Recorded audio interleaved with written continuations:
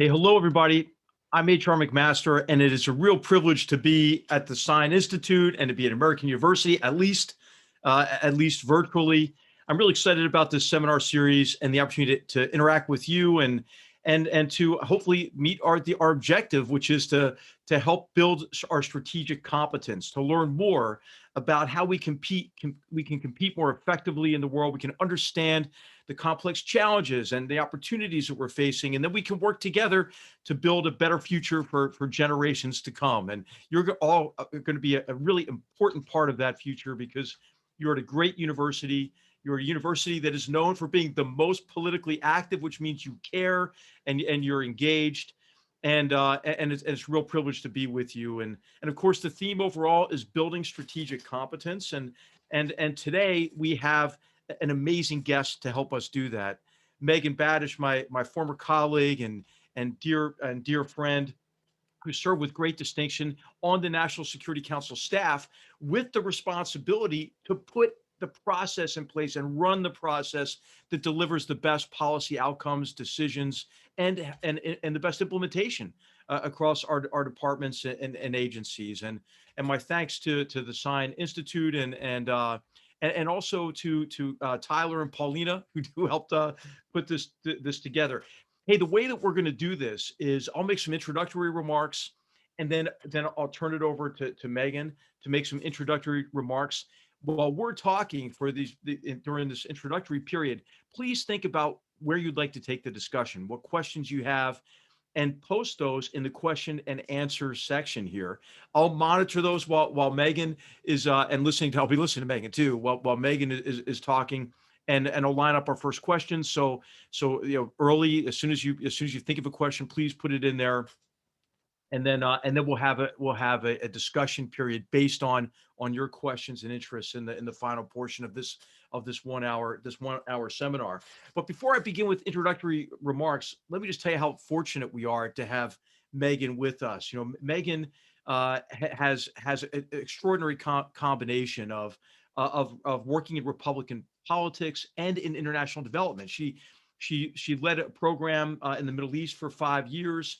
And I think really interesting, as we've just seen a presidential transition, kind of a rocky one, that she's been involved with. She was involved with 2 presidential transitions before joining the nascent Trump administration and playing a pivotal role in that transition. She'll give you some great thoughts about transitions, as well as this thing called the policymaking process, which, when I was an undergraduate at West Point, I took a national security seminar as an undergrad, and people kept talking about the process. I was thinking, what is this process? Well, we'll try to explain that a little bit as kind of the foundational session for this seminar series. But Megan is also now working in the private sector, and she's helping our friends and our allies and partners improve their strategic competence through effective national security decision-making processes. So, hey, I'll just begin with an observation that, when you're in the Army as a lieutenant, you come in as a lieutenant. I think this is true probably in any institution, and you look around, and if things aren't really going quite right, you think, man, things are kind of messed up here, but somebody up there must have a plan. And then you get to like middle level responsibility in the Army. That's kind of being maybe a major, a field grade officer, they call it. You look around and things might not be going exactly very well, and you think, wow, things are messed up. Yeah, nobody up there has a plan, I don't think. And then you're a senior officer and you look around and if things are screwed up, it should dawn on you, hey, it's your job to make the plan, right? And to improve the effectiveness of your organization and provide the purpose, motivation, direction to a large organization. Well, that's kind of how I felt when I arrived in the White House, quite unexpectedly. I had been critical about national security decision making and strategy development during the decisions and the period in which our involvement in Vietnam became an American war. This is a book I wrote entitled Dereliction of Duty. And having served for years, about 5 years since 9/11 abroad in Afghanistan and in Iraq, I had been on the receiving end of policies and strategies that to me seemed like that were based more on fantasy in Washington than reality on the ground. So, I had an opportunity. I had an opportunity to help a new president. I had hoped improve our strategic competence and correct some of what I thought were fundamental flaws in our policies and strategies. So as I arrived for my first day, this is the Tuesday after President's Day weekend. This is it's kind of an anniversary period for me here. Into what is known as the Kissinger Suite in the West Wing of the White House. I thought of it as McGeorge Bundy's office because I had written about National Security Advisor McGeorge Bundy as he had served Lyndon Johnson, and I'd written about that as a historian, and I thought, wow, at least it should be my responsibility to ensure that we don't make at least the same mistakes that were made during the period in which Vietnam became an American war. So I resolved to at least not do that. And so I brought with me, as well as I alluded to, this idea that the balance of power and persuasion in the world that shifted against the United States, especially in the post-Cold War period, mainly because we lost, I think, our ability to compete effectively because we bought into some flawed assumptions about that post-Cold War period.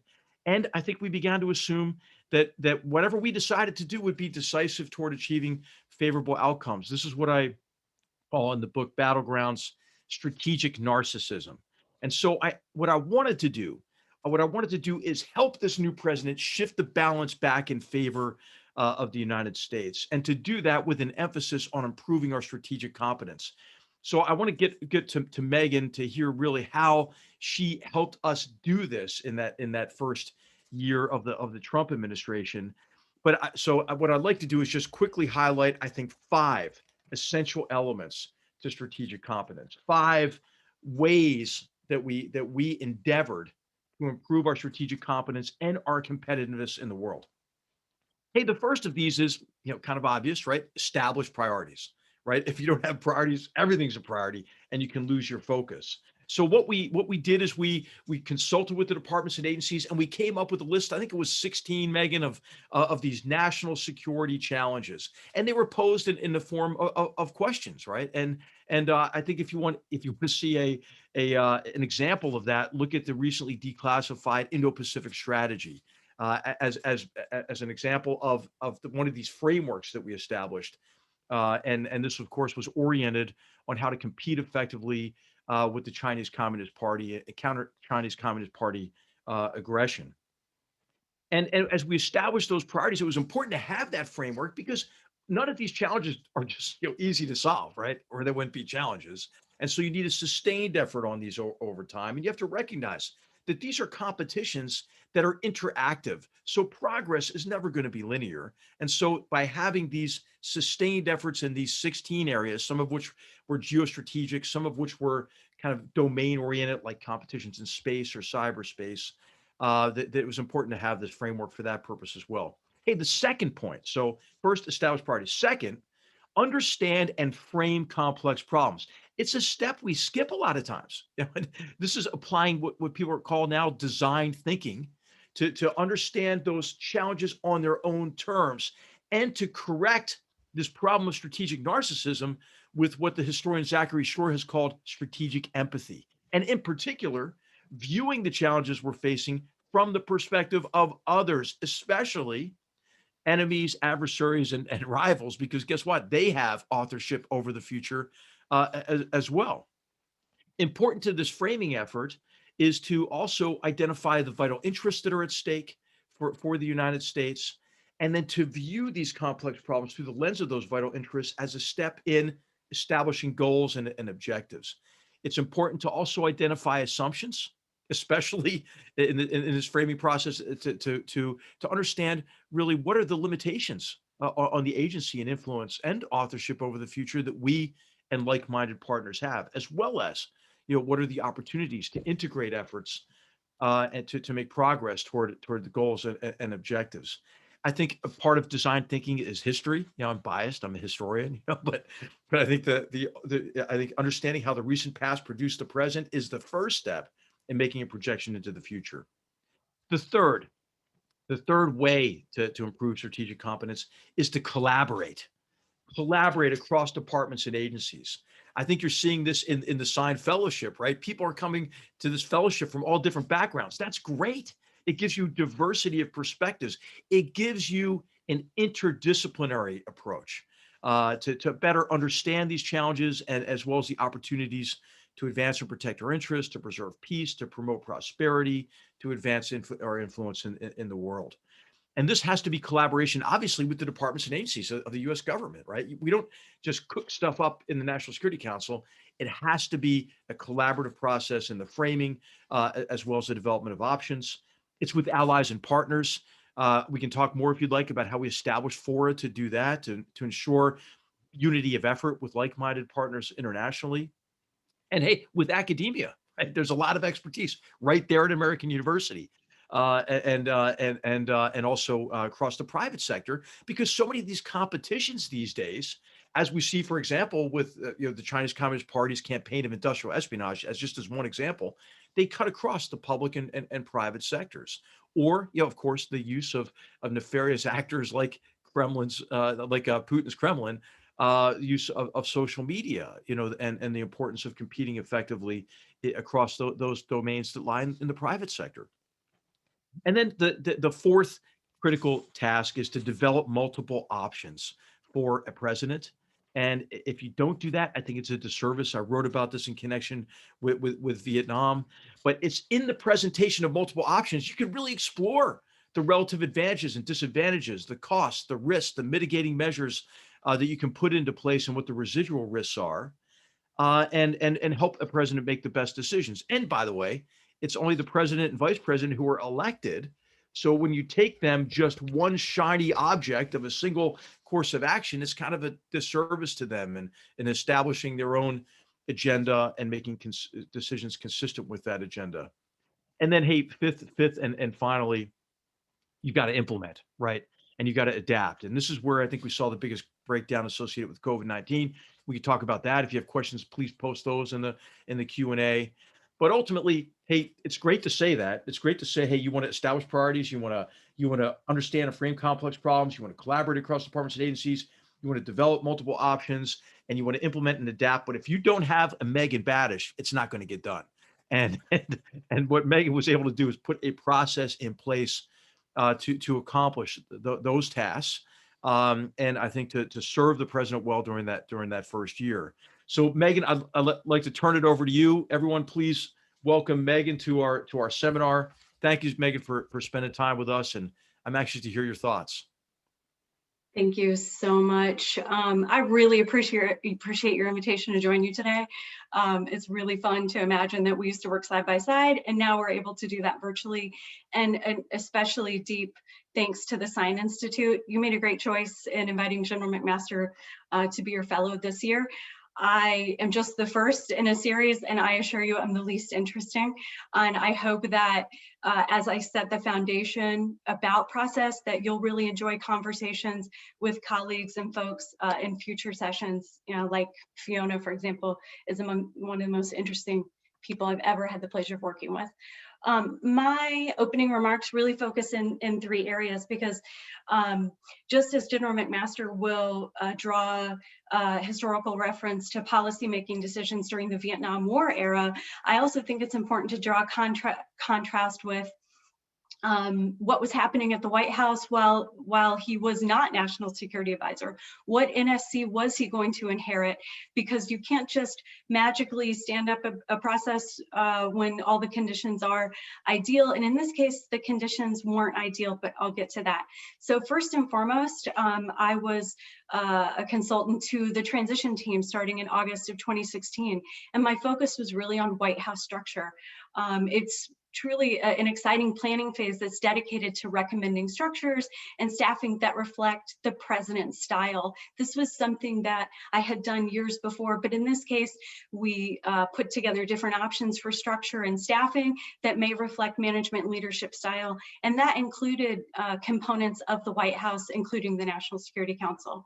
On election day, I was in New York, and it was an all hands on deck when he was declared winner.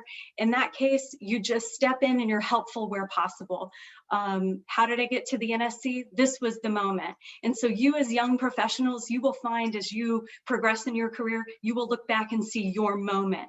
And so one of these moments I quickly fell into was a coordination role for foreign leader calls for the president-elect. It is a historic and important tradition that our president-elects engage with heads of state in an organized manner. And so in this capacity, I coordinated with the State Department landing team back in Washington and with the president-elect's team on the 26th floor in the tower on the prioritization of calls.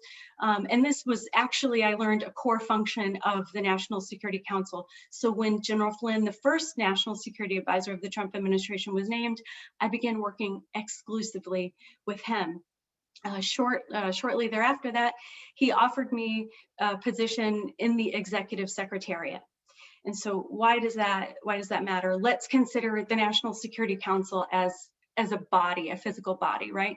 So the National Security Advisor is the brain. They provide the vision, the strategic priorities, and they set all the priorities for the organization, right? But the Executive Secretariat, as keeper of the process, they are the heart.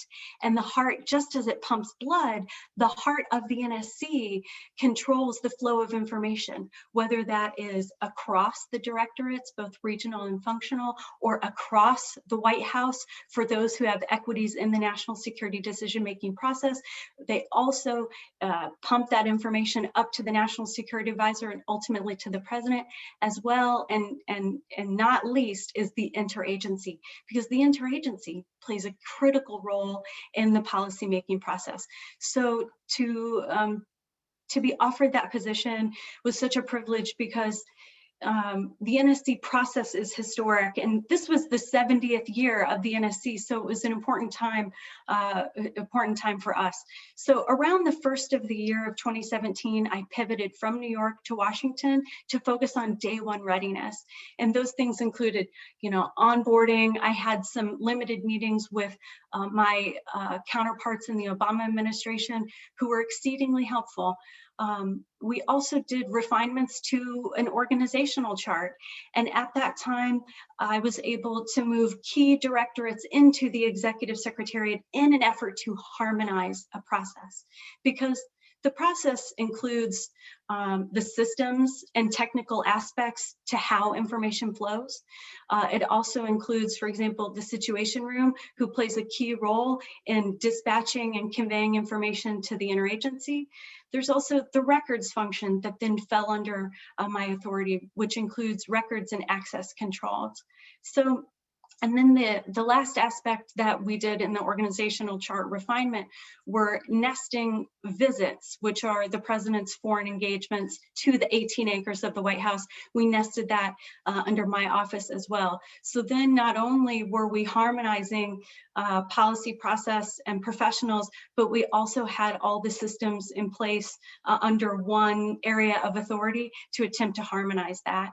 However, best laid plans can often suffer particular circumstances. So while I fell into an experienced team in the Executive Secretariat, I immediately focused on agility, what I call professional agility. How can we respond to or make adjustments that are reflective of the president or the National Security Advisor's decision-making style? Instead, three key events quickly destabilized the National Security Council. And those were the leaking of executive orders when they were dispatched to the interagency. Later, two telephone calls that the president had with heads of state were published in the Washington Post. And the third destabilizing effect on the workforce and the process was General Flynn's resignation. These are important to tell you because the effect of these three destabilizing events was really a distrust of the systems in place, distrust of the workforce, like of the NSC as an institution. Gosh, how can they not keep their information under control? But also it created a sense of distrust inside the NSC and the workforce itself. And so this was a very stressful time. And because I was entrusted to be keeper of the process, I quickly restricted the electronic process and moved away from information sharing protocols that we had inherited from the previous administration. So that's what was happening inside the NSC. Meanwhile, in the front office of the National Security Advisor, where General McMaster says, you know, it's in the West Wing, they're dealing with immediate issues, day-to-day fires. And with that, the informational loop between the National Security Advisor's office and their professional policy staff, the loop was broken. So my team with experience, we locked arms with the front office staff and did our best during that time to keep an eye on what steps we could take to reconstitute a process when possible and to reconstitute internal information flow. So that was 34 days. And so moving to the third phase, I'll call day 35, which really was the arrival of General McMaster. And it can best be defined as a tonal shift. He quickly identified priorities, so what he wanted to do, and the cultural reset that he laid forward gave me carte blanche to move forward and how we wanted to do that. And so the key elements of that tonal shift I've summarized would be really moving away from personality-centric efforts of the time and moving towards a more inclusive balance of collaboration and a restoration of collegiality, which if you're a student of the NSC, collegiality is the hallmark of a National Security Council, being able to work with colleagues who have different points of view in order to create a robust range of options for the president to decide upon. Because if everybody thinks the same thing, we're really not going to get the best answers. So the other hallmark, the second hallmark of the tonal shift would say the establishment of ordinary mechanisms of coordination. So as silly as it sounds, frankly, setting a battle rhythm of senior staff morning meetings, senior director meetings, and an all hands meeting where General McMaster convened the entire National Security Council and really showed the council who he was, that he was there to be open, what his expectations were. He took questions from the room and he showed the organization how he wanted to operate. He even identified specific key terms that he wanted to use and that he wanted to stay away from. Anecdotally, I'll say in that first senior directors meeting, General McMaster went more than 1 hour, which it's a very long time to meet with anybody. But in this case, he made the practice of, he listened to everyone's report without interruption, took notes, and then at the end of the meeting, he responded to everyone's report.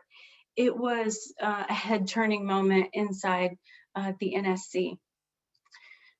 The third element of the tonal shift had to do with a feedback mechanism for the staff.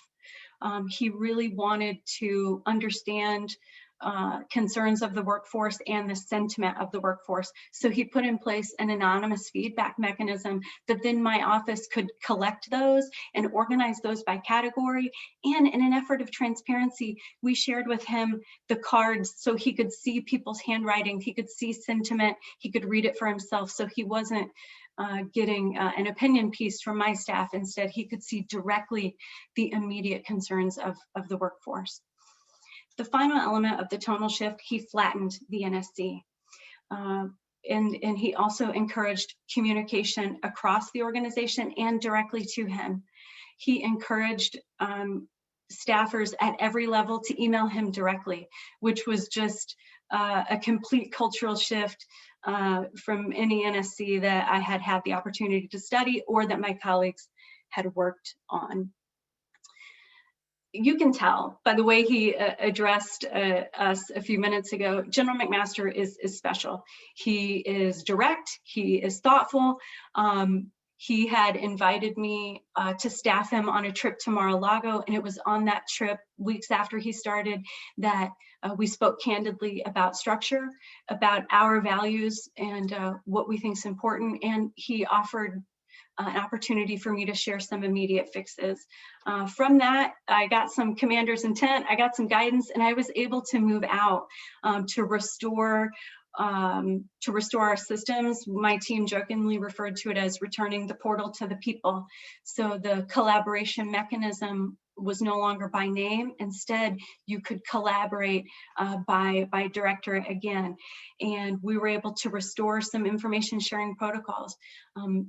But it was a scary balance of security and collaboration. Secondly, my office, while managing and reestablishing the policy process, we stepped in to fill an ever important role in the front office, because I just spoke with you about that information loop from the National Security Advisor to the council itself. The center desk function of the National Security Advisor's office was then staffed by process experts who then knew where documents should go. When they would see a particular one, they knew who else should chop on it. They actually did a great job in providing a feedback mechanism to the staff when they would send policy ideas to the National Security Advisor himself. My final thoughts here before we open up to questions. Because he identified national security challenges and because he had strategic priorities, we and my team had complete visibility on his writing and editing style, which is, he's a voracious reader, consumer of information. We looked at reestablishing the process from the perspective of like customer service. Our customer is the National Security Advisor, but our customers are also the professional policy staffers, the senior directors. How can we empower them to participate in the process in a more fulsome way? So for example, when he would edit documents, we would return the edits to folks. So if somebody wanted to send a document up to him and they CC'd 50 people, we would go ahead and share all those comments with the 50 people that he CC'd so they could quickly see his writing style.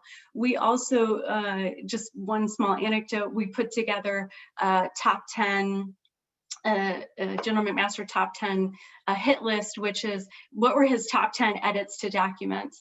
And this helped folks put together documents in a way that were streamlined, that would save time.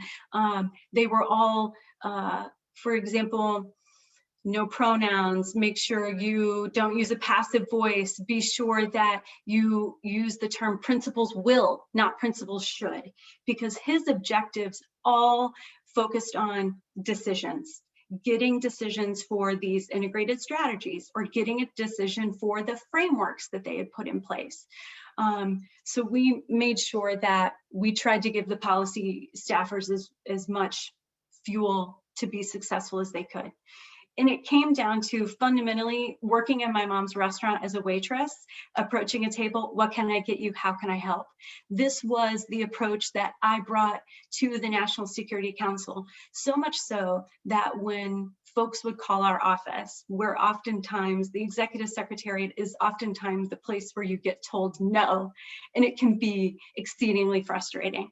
So when folks would call frustrated, I would encourage my team to go down and visit that person and resolve it in person or help them with a technical solution in person, because we were all working together towards achieving these objectives.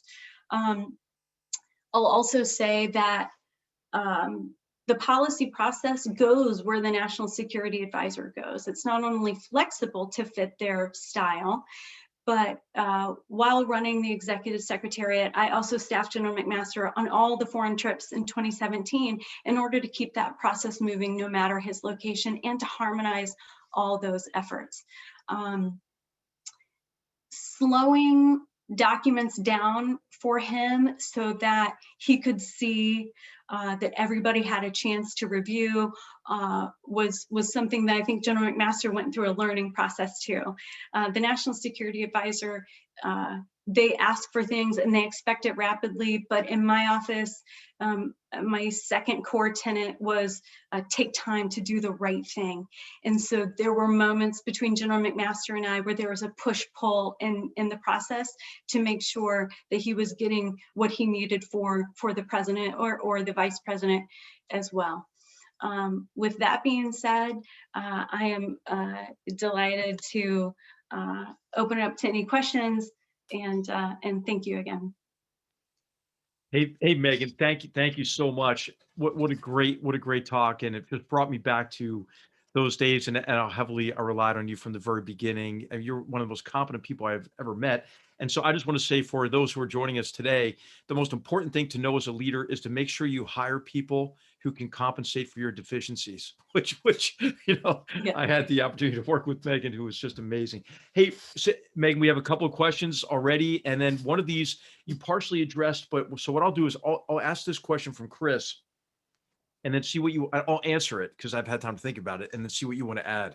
But Chris asked a great question about, hey, how do you overcome breakdowns in coordination and integrations of efforts? And so, Chris, what I'll do is I'll highlight quickly 5 obstacles to coordination and integration, and then what we did to overcome them, and then see what Megan has to think about this, because that was really a great aspect of what Megan did. And when she said slowing down documents, a lot of times she was slowing them down to make sure the departments and agencies were in on it and didn't feel like, we were trying to cook something up on our own there inside of the White House.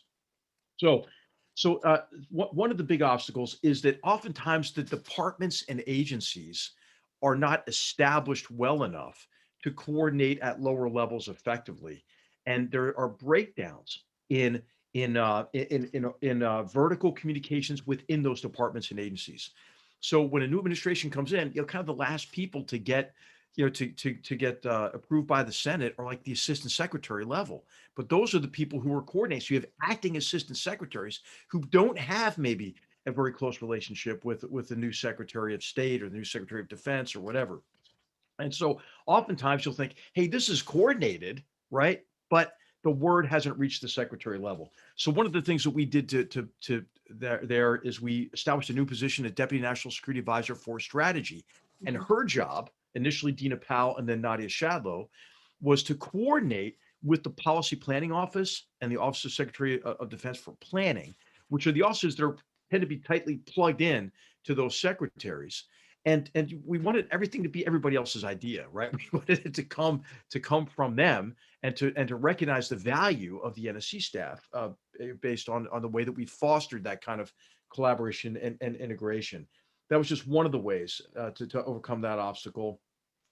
And the second is there's just like a suspicion of the NSC staff, right? I mean, what are they doing over there? And are they going to infringe on our institutional prerogatives, right? And I think you have to overcome that by demonstrating the value of your organization, and leading by charm is what you call it, to make sure that they knew, hey, this is not an imperial staff that's directing you to do things. This is a collaborative process. The principals will have a say in the options that we develop for the president. But then anyway, so suspicion is always going to be there. You have to work on that. I didn't completely overcome that, frankly. The third is a tendency of some people to be control freaks, and so an obsession with control is the enemy of collaboration. And then if some people have that kind of personality type, it's important just to pull them into the fold tighter. You have a choice when you face it, right? You can either say, okay, well, that person's not going to be a team player, so we're just going to go off on our own, right? Or you can just be more transparent and just say, hey, we're going to be even more collaborative. And I think the latter is the way to do it. It's not without its downside and difficulties, but that's the way to do it. The fourth is that this distrust problem again. That they're going to be directed to do things that they don't have a say in, and I think you have to build an organization that is valued and trusted across the departments and agencies. And Megan mentioned how we did that. And then the fifth thing is that there are people who have different motivations when they come into government service, right? And I really think that of course, the right motivation is to support and defend the Constitution of the United States, the oath that you take. By the time that I joined, became National Security Advisor, I had served under 5 commanders in chief. Since I took that oath, it's age 17 at West Point, and I really didn't know anything else. But then to assist the elected president, I was a completely nonpartisan person. Like I had never voted, which I know seems odd. I think everybody should vote. I just believe in that bold line between the military and partisan politics. So I followed George Marshall's example in that connection. But there's a second group of people that maybe aren't there, right, to do their best to serve the elected president. They're there and help him or her, establish their own agenda and make their own decisions. But they're there instead to advance their own agendas, right? And in the Trump administration, you saw this in some particular areas like trade and immigration and so forth. And they don't want the process to work either. Because the process means the president gets multiple options. Hey, they want the president only just to get one option, and they want to manipulate those decisions to get that option. And then the third type of person is somebody who casts themselves in the role of saving, the country and the world from the president, maybe, right? And I think that number of people was larger because of Donald Trump and his personality and the offense that he gave to many people, many offenses. And so I think that person is like kind of like the anonymous writer, right? And the problem with those two latter groups of people is nobody elected them, right? And they're stepping outside of their role and doing so in a way that actually undermines the Constitution of the United States, right? Because sovereignty lies with the people, and the people elected the president. It's not their job within the bureaucracy, right, within the government, to obstruct that agenda. Anyway, Megan, how did you overcome? What were some of your thoughts on overcoming the obstacles to collaboration and interagency coordination? Well, I would say there are two kinds. Like one, the people who want to collaborate but haven't been given the opportunity, right? So making sure that there's a robust policy process all the way from the sub PCC level, so at the director level, and then the PCC level, so that the full interagency is involved in early buy-in. The other thing, as simple as it sounds, is time. So making sure that documents are provided to the interagency with time to review and provide thoughtful feedback. Then there are those on the collaboration side who maybe are unwilling or don't know to collaborate. And so our approach, because in the Trump administration, we had a number of non-traditional national security or foreign policy influencers. So rather than trying to change behaviors, our approach, I believe I can speak for you in this, was to be a service provider. Go to those individuals to say, hey, here's what the NSC can offer. How can we help? Do you want somebody to set this up for you? Can we do talking points for you? Let us share our research. Do you have the appropriate clearances? Let's make sure that we can be working on the same page. Let us serve as an advisory staff to you too. So we could identify what behaviors we couldn't change, and just as you referenced, sort of charm offensive. Okay, Megan, I'm going to give you the first crack at this one too. So there were a couple of related questions. Laura and Shima are both asking about, how about this idea of collaboration through the lens of unity? And, there's of course, a lot of discussion now, rightfully so, about the need for unity and bipartisanship, especially after the assault on the Capitol and the trauma of this partisan political season in the midst of a pandemic and the social divisions and unrest kind of laid bare by George Floyd's murder. And oh my gosh, it is time for unity. But what does unity mean to you? Is that something bigger than bipartisanship? And the related question is, it's a very politically divided environment, obviously, but how do you approach the other political party to discuss, these kind of critical challenges to national security and the issues that we worked on? Mhm. I think it starts with identification of our vital interests, because the vital interests are to all Americans, regardless of if they even have a political affiliation, because General McMaster just told you he had no affiliation leading up to it. So I think that is one, identifying the vital interests, prioritizing those, and engaging large swaths of stakeholders, whether that's on Capitol Hill and the think tank community, academia, private sector, because there is the good ideas are welcome in a McMaster NSC. Good ideas were welcome from any part of the White House, any part of society, whether that was private sector, nonprofit. So I believe it goes back to identifying the interest, sharing those, and creating a dialogue and understanding about why these matter to all of us, because that's where I think we can be able to move forward. But as somebody referenced, there was a great deal of controversy in the Trump presidency. There is a balance in order to want to keep those campaign promises, and also to work on those vital interests that maybe weren't discussed on the campaign. And so having uniters involved in the NSC process, or as White House Chief of Staff, those individuals can be key in creating unity. Hey, I would just add on to that to say unity doesn't mean everybody has to think the same thing, right? Mhm.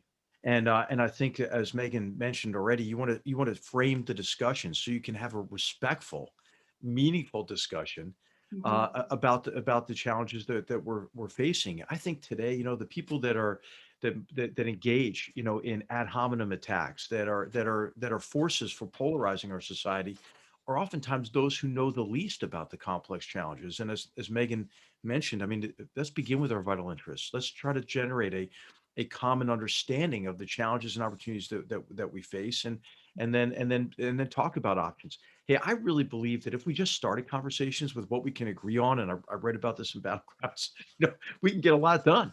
But Mhm. everybody immediately goes to what divides us. So, unity doesn't mean you have to think the same thing. And I think as undergraduates and graduate students, you should reject any kind of orthodoxy people try to feed you, to say you have to adhere to these views, you have to use these precise words. I think that's a big danger these days, and I'm seeing in our society, and this goes kind of beyond the scope of a policy process, but kind of this interaction, between what some people call like identity politics, and then bigotry and racism.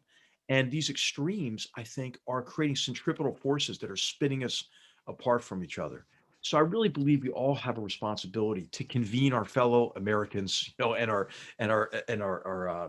friends internationally, Mhm. to come together, as a people. I mean, I really believe that we're better connected with each other than ever electronically, but Mhm. more distant from each other, emotionally and psychologically, right? So we all have to work on that. And Megan knows that we were both attacked, by whatever this amorphous alt-right group of people are, or Mhm. certain fringes of them, as well as foreign actors came after us and other members of our staff directly.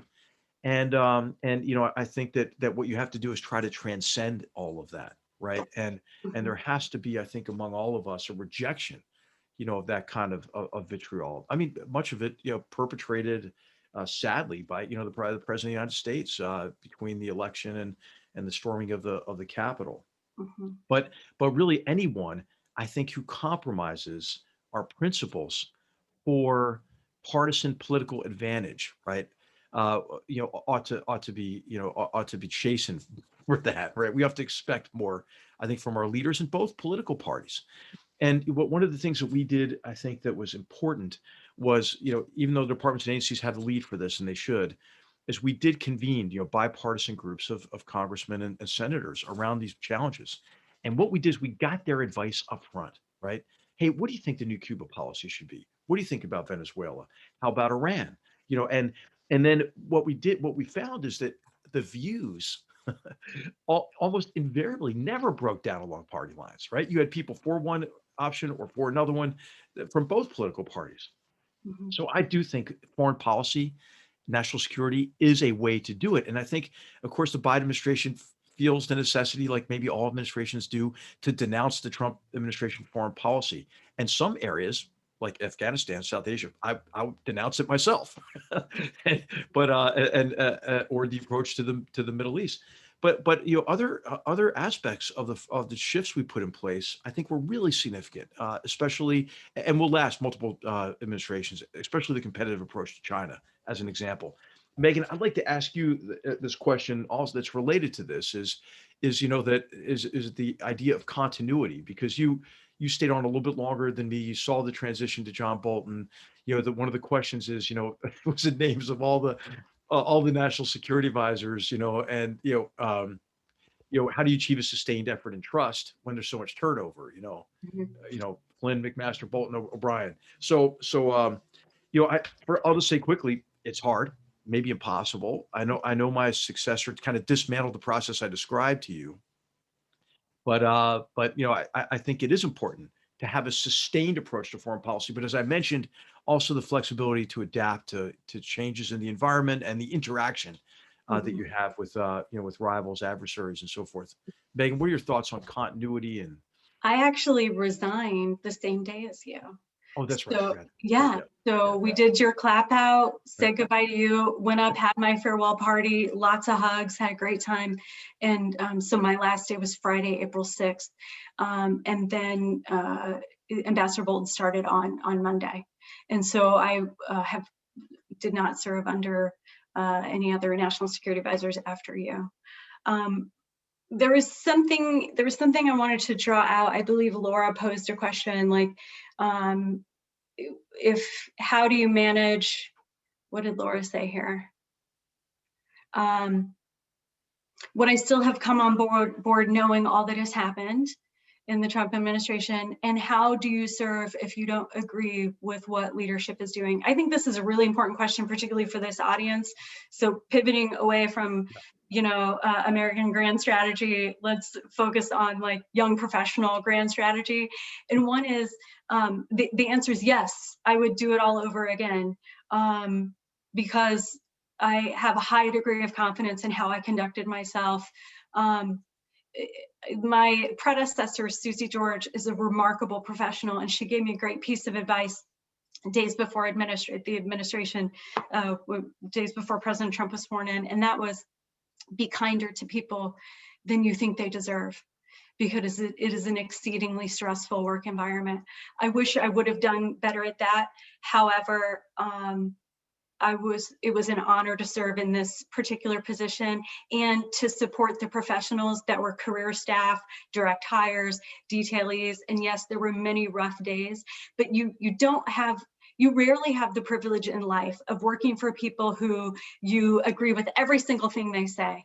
It is truly about the privilege of serving in a position of trust, and to be trusted to move this information for the president, for the vice president, for the national security advisor, for cabinet level officials. And so, yes, I would absolutely do it again. I would say that as you embark on what will undoubtedly be very successful careers for this group, that you should have the approach of, what can I learn from here? Less about what can I contribute, and more about what can I learn. And that happens to be leadership style. There are mentors and anti-mentors. And also, how do you care for the team? It's really about bringing a degree of vulnerability to your work. And in a place that is so competitive and so high pressure, such as the White House, it's hard to continue to bring your true self every day. But I believed in what I was doing, and I believed in the potential that we could make real progress for our country. So I would do it again. Yeah, and just to tie together those two questions, Megan, I mean, on unity, and unity, I think, is unity in our confidence and our commitment to our democratic processes and our institutions, to the Constitution.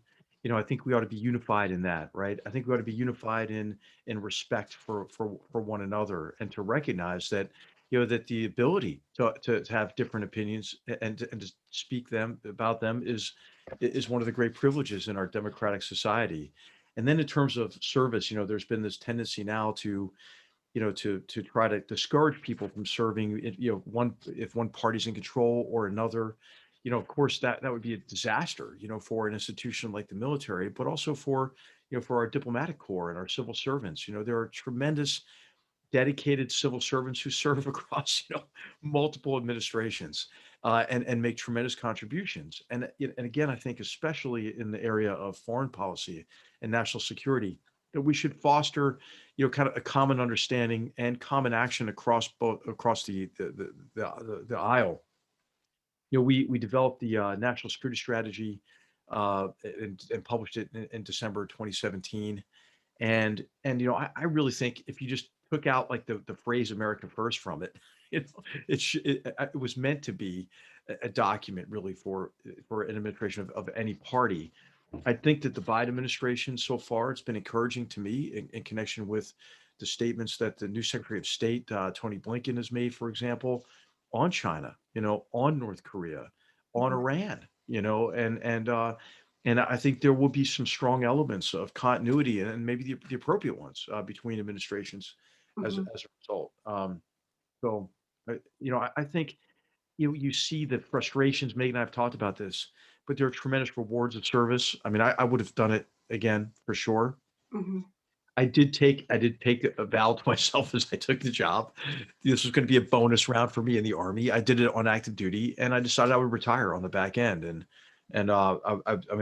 it was very kind of the Department of Defense to ask me to compete for 4-star jobs and so forth. But I decided, hey, when I was going to be used up, I'd be used up, and I wasn't in it for me, right? I mean, these positions are bigger than you, right? You're serving a purpose larger than yourself. And for me in the transition, I wanted John Bolton to succeed. When the president called me, I knew he was going to call me that day, and I had my statement prepared to leave, before he tweeted out my departure. We actually left on good terms, but I said to President Trump, I said, hey, I'll stay on, and I'll help John Bolton get in. I want him to succeed. So I think that that's the way we ought to think about it. These jobs should be bigger than us. Megan, any other questions you see there that you want to take on this? There's so many great questions. Um, Um, yeah, there was a question about how the current NSC may be structured and how it differs. mhm. Um, what I do know is that this is an administration that cares deeply about process and cadence. I think one of their strategic advantages are that experience. They have many individuals. I referenced my predecessor who was executive secretary at the NSC prior to me. Now she's chief of staff at State Department. So the idea that you have professionals now in positions of trust and leadership in the interagency who know the value of an interagency coordinating decision-making body is incredible. One of the disadvantages that we had in the Trump administration were folks who, there was no shortage of ideas, but there was a little bit of lack of experience about the levers of power within the US government. It wasn't just about executive orders. There were many different ways that progress could be made towards objectives. So again, one of the key advantages of this NSC and of this foreign policy and national security enterprise is the experience of folks, many of whom have served on an NSC. So you don't have to go on a charm offensive about how one can be helpful. Instead, they know to call the NSC to ask, hey guys, can I have this? Can I have that? So there's a built-in collaboration function. Hey, there's a question too. What advice would you give Jake Sullivan? So Megan, we'll take this one on too, and getting unity within the nation, unity across the globe. I think the process that Jake Sullivan runs is going to be important. As I mentioned, we put in place this principal small group framing session to frame the challenges that we faced before we went into action.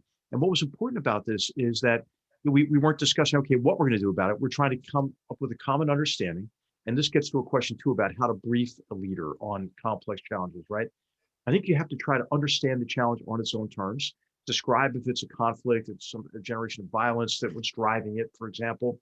The second is to view that challenge through the lens of vital interests, because you have to answer for the president or anybody else. The so what? Like, why do Americans care about this? Why, what is at stake? And this gets to Megan's point she made earlier about focusing on what our interests are and understanding, have a common understanding of our vital interests. the third part, I think, of a briefing is draft goals and objectives, right? Because you don't want to be in the Alice in Wonderland situation where any path will get you there, right? I mean, if you don't know where you're going, you should know at least where you're going. And then it's also very important to brief the assumptions, as I mentioned, right? And because oftentimes there are flawed assumptions that are implicit and therefore go unchallenged. And I would say, especially brief assumptions concerning the degree to which we do have and do not have agency and influence, we being us and like-minded partners, over those complex challenges. And then finally, identify opportunities to exploit and then obstacles to overcome. That's like the framing. And then I think you should brief a leader on that first. And that's the framing session should come out with that. But then the second thing I would ask, Jake Sullivan to maybe consider doing is then to have a discussion with principals focused on, okay, how do we overcome the obstacles and how we take advantage of the opportunities? Then you get cabinet officials talking about how to integrate sanctions with diplomatic efforts and informational efforts and law enforcement efforts. And it's really in the power of integration that you can really get things done.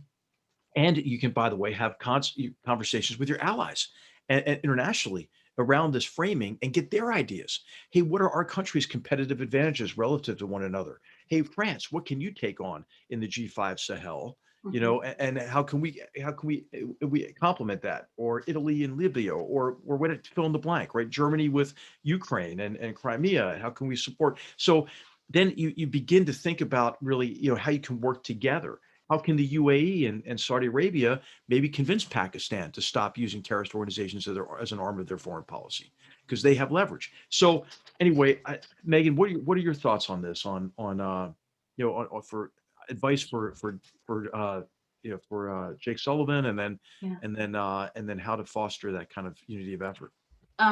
So he doesn't need advice from me, but a few of the things I saw you do that I really admire that I would love to see future national security advisors do were, sure, there's the articulation and buy-in of strategic priorities and challenges. However, there's also assessing the landscape of what events are already happening or what are the conditions that we can capitalize on that are an advantage to the US. So for example, if you're looking at NATO, G7, G20, ASEAN, APEC, all these international events, convening deputies and principals around are thinking about these events. What are the strategic priorities? Yes, it's really important to show a face there, but there are tons of side meetings that are happening prior to those, and coordinating talking points around those that meet objectives or address challenges is really useful, because then you're fully leveraging the intellectual power of the NSC and the interagency, right? Because Secretary of Treasury is going to go ahead of time to a particular event for finance meetings. How does that feed into national security interests? So it's more than just, show up and take some pictures. So I would say leverage the process around events.